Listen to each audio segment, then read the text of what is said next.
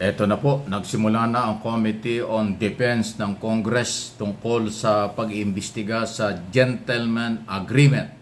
Ito ay sa isa ng West Philippine Sea, ang nakaraang gobyerno at ng kasalukuyang pamahalaan.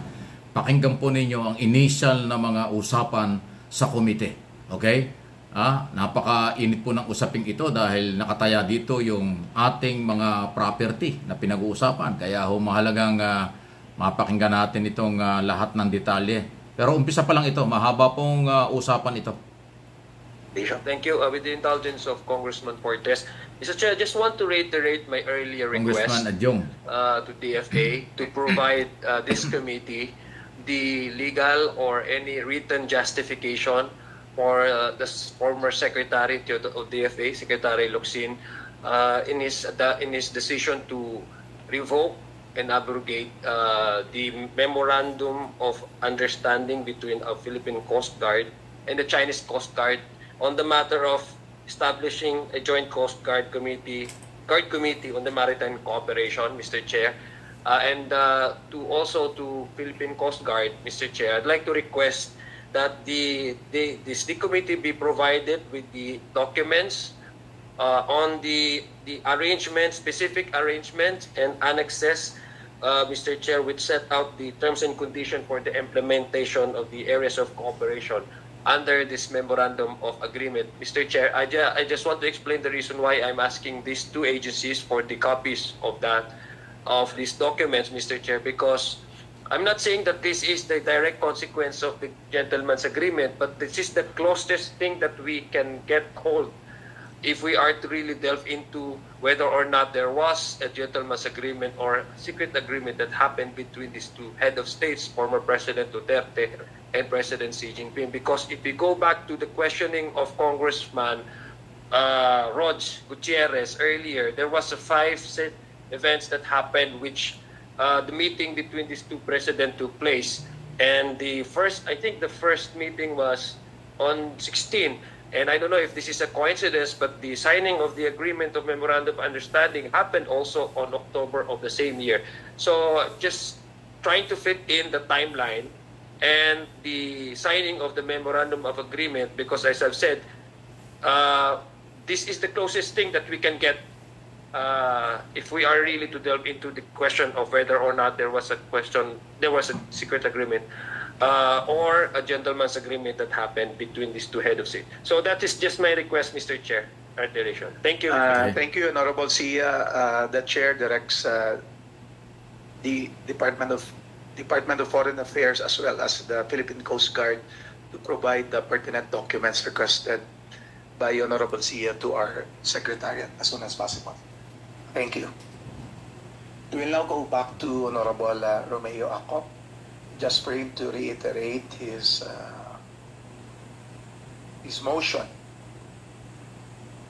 Mr. Chair,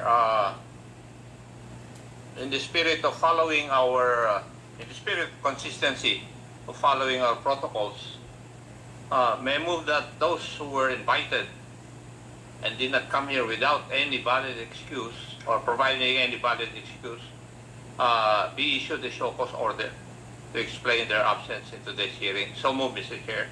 Do I hear a second? Second, Mr. Chair. There's a motion, duly seconded. Is there any objection? Hearing none, motion is approved. Thank you, Honorable Acop. We have 2 more interpellators before we suspend this hearing. Let's now hear from Honorable Uwo Fortes of 2nd District of Sorsogon. Please proceed, sir. Thank you, Mr. Chair. Chair, just 2 points, Mr. Chair. Mr. Chair, based on the responses and manifestations made by the resources speakers, clearly we have established that not one of them is privy or have any knowledge of the existence of the gentleman's agreement, nor any one of them can surmise as to the contents of the gentleman's agreement. There were some academic discussions, and I'd like to pursue just 1 point before the DOJ. The DOJ is still here, ma'am?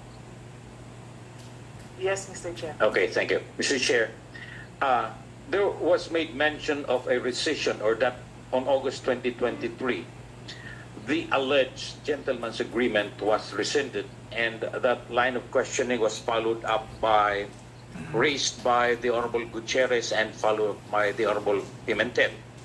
And can we again reiterate your response on what was rescinded on August 2023? Thank you, Mr. Chair. I'm trying to recall the actual words of the President, but what he said was he does not know of this agreement. He was not aware of this agreement. He does not know of this agreement. As far as he's concerned, this agreement does not exist. And if it exists, he is rescinding this agreement. So I think it's available publicly, this actual statement by the President, Mr. Chair and Your Honor. So, ayan o. Okay, Mr. Chair. Now, on the basis of... Yan yung pinag-uusapan ngayon. At totoo ba o hindi yung gentleman agreement doon sa nakaraang gobyerno at sa China tungkol sa West Philippine Sea. So, ayan po ang nag-umpisa na. Ito hinihintay ng taong bayan. Ang masakit lang, nag-umpisa na yung investigation ng Congress. Ang masakit lang, yung mga inimbitahan na pwedeng resource person para sa isyong ito, malaman kung totoo o hindi itong gentleman agreement, ay hindi dumating. Kaya nga nag-move si Congressman Acop ng Antipolo na isa sa mga abogadong mambabatas na pinag-i-explain, isoso mo na. Talagang mapipilitan silang humarap. Huwag nilang takasan itong investigasyon ng Congress dahil matino itong investigasyon ng Congress tungkol sa issue ng gentleman agreement para malaman kung gaano katotoo ito. So yan po yung bago at ibang galawan. So ngayon nakikita natin na nauna ang Congress mag-imbestiga tungkol sa gentleman agreement. Kahit na yung Senado ay matagal na ring may resolution tungkol dyan sa investigasyon na yan sa committee naman ni Senator Amy Marcos, Committee on Foreign Relations, pero hindi pa gumagalaw until now. Ang Committee on Defense ng Congress ang siyang nauna. So kung bakit hindi natin alam. Pero siyempre kaliwanagan. Ang naging problema lang sa unang araw na ito, yung mga resource person hindi dumating. Kaya nga pinasosoman sila para magpaliwanag kung bakit hindi sila dumating sa unang hearing ng napakahalagang meron ba o wala na gentleman agreement. So napakarami hong mga balita tayong inaabangan talaga. Both Senate and House. Okay? Sa Kongreso ay tungkol ho dyan sa isyong seguridad ng bansa. Doon naman po sa Senado, yung mga hearing tulad nung kay Bato de la Rosa ay tungkol naman ho sa drugs. So, wow, kakaiba ito. Sa Kongreso, hinahanap ang kaliwanagan kung merong agreement na pinasok ang dating Pangulong Duterte. Dito naman sa Senado, ang hinahanap ay kung totoo ba na ang ating Pangulong Marcos ay may kinalaman dito. Sa ngayon, sa dami ng hearing ng Senado, hindi po napapatunayan pa. Kung si Morales lang ho ang magiging testigo nila, sabi nga nila ay professional liar. So, ayan ho, ang kaabang-abang sabi ko sa inyo. Kaya dyan lang po kayo mag-subscribe, mag-follow, share, like ng aking mga channel. Mike Abe Opinions at itong MA Pinoy TV.